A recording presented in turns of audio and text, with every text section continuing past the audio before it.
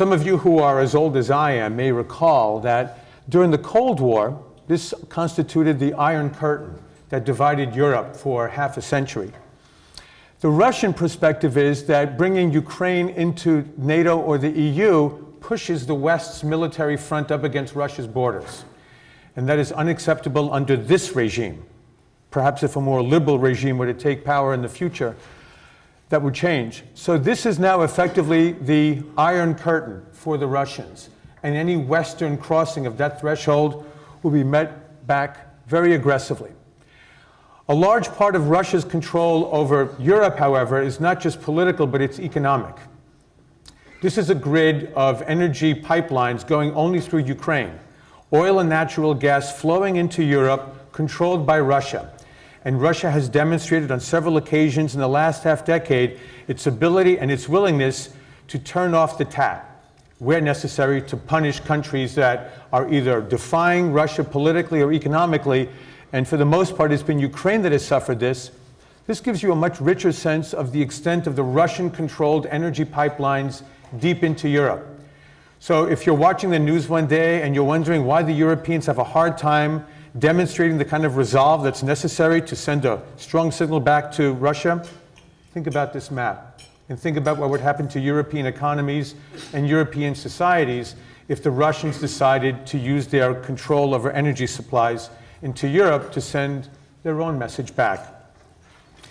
And one other area that maybe I'm going too far here, but isn't going to be an area of concern, is a little-known chunk of Russian territory right in the heart of Europe. So most of us think of Russia back here behind Belarus and Ukraine, but Kaliningrad here is a heavily militarized, heavily fortified region. It could be used as a base for the Russians to cause considerable trouble in the NATO alliance. And, you know, we're here in beautiful California, and most of us don't even know that these three tiny little Baltic countries are in the NATO alliance. We also don't think about the fact that the United States is legally obligated to come to the defense of these tiny little countries in the NATO alliance against Russia if Russia decides to intervene militarily there in some way or another. How many people here in Beverly Hills really want to think about the possibility of very serious conflict between the US and Russia because the Russians decide to assert themselves in these tiny countries? Politically, this is going to be a very, very uncertain situation if the Russians ever want to test an American president's resolve. The Arctic, it's not just polar bears, folks. It's ships, it's shipping, it's global trade and commerce, and increasingly, it's energy reserves. There are some energy engineers who believe that as much as a quarter of the world's untapped reserves of oil and natural gas are underneath or immediately adjacent to the Arctic basin.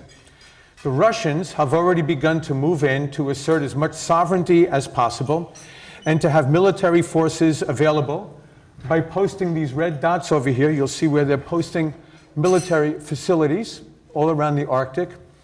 And very importantly, for shipping through the Arctic, the Russians have a fleet of about 42 icebreakers. Some of the newer ones are actually nuclear powered and large enough and powerful enough to smash through about 13 feet of ice where necessary to escort ships through the Arctic Ocean.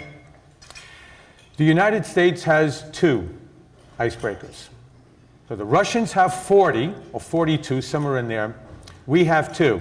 And right now, the administration has called for a budgeting that allows for 2 new icebreakers to come into the US fleet, and maybe they'll be online by 2020 or 2022.